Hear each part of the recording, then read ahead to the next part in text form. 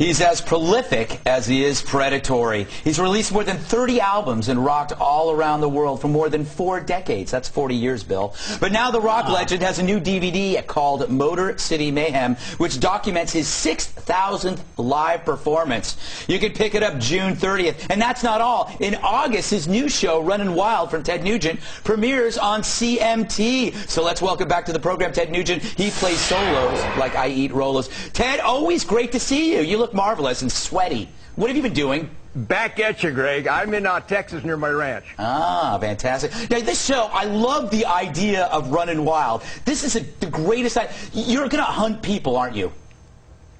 Yes, I am. Yeah. Again. How does this work, and how did you get around all these pesky laws that make it illegal to hunt people? Well, I'm in Texas. We don't worry about regulations and little things like that. I've been doing this kind of outdoor hunting and fishing and trapping, spirit of the wild lifestyle for 60 wonderful years. And I love to teach people about conservation and resource stewardship and how to kill things. Yeah. So CMT, knowing that they needed a real country and western guy, since I'm the last of them, they came to me and wanted me to teach people about the things that I really get a kick out of and really cherish, especially since it's the last perfect environmentalism left. Hunting, fishing, and trapping is the last perfect environmentalism. So once I do teach these folks, then I send them out loose on my Texas swamps and ranches and forests, and I track them down and get them. Well, where do you find the victims? Do you go on Craigslist? Are they friends of yours or strangers you meet on the road? Well, no, these are just random citizens and pedestrians that we snagged from society.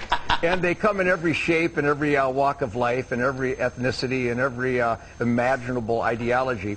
And they improvise, adapt, and overcome, or I beat them. And I introduce them to archery and machine gun competition and sniper competition, handguns, trapping, how to clear water for consumption, how to kill things and turn it into food, how to make basic shelter. And I teach them the best I can. But Greg, the most exciting part was that I get to train with the world's greatest warriors that are way better at this than I am, the men and women of the United States military. And I had a couple of Navy SEALs and Army Rangers that made me look like a gay ballerina. Man, these guys were way better at this stuff than I am.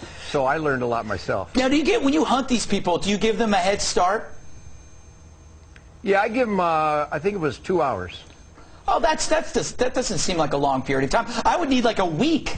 I need a week, and I need like a car. That wouldn't help you, Greg. I need a car. I need a month. You'd still get me, wouldn't you? Well, I'll tell you, it was fascinating because we live in a really thick piece of topography and terrain. A lot of swamps, really thick tangles and forests. And it was very difficult to find these people, especially after dark. We started just before the sun went down. And I had the convenience of using infrared technology and some night vision scopes. But they were really very clever, and a lot of them got away from me. And a couple of the military guys, if I would have really been hunting them, they would have whacked me, I assure you. What's the first step in tracking somebody? Like, they're gone, now you get to start. What's the first thing you do? Do you get on the ground and sniff for scents? Smells? Well, some of the gals I could have. There was a couple country western fans, and I could smell them a mile away. But the first thing you do if you're going to feed your family with stuff you got to track down and kill yourself, which is the basic methodology of this event, you have to stop, back up, shut up, calm down, and really turn on your predator radar. You really have to identify your surroundings and maximize your level of awareness. And you cannot be overzealous, which I have a very difficult time with. I'm overzealous about everything.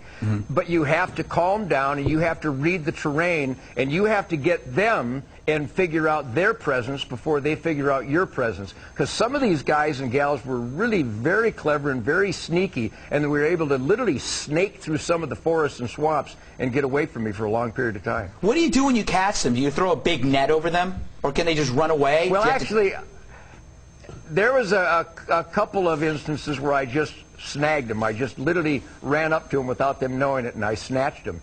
But I did have a little rocket-propelled net gun for your television viewing enjoyment, and a scoped a paintball gun so I could thwack a couple in the ass just in case I needed to remind him who was in charge. I thought he was going to say he shoots them and eats them. Yeah, that would be great. And it was no fun at all, by the way. See, that's the whole. There's a whole part of the show is missing, and that's the consequences. Where it ends. The last scene is you're at a dinner table with your family, and there's this pickled human being, and you're just digging in and eating it.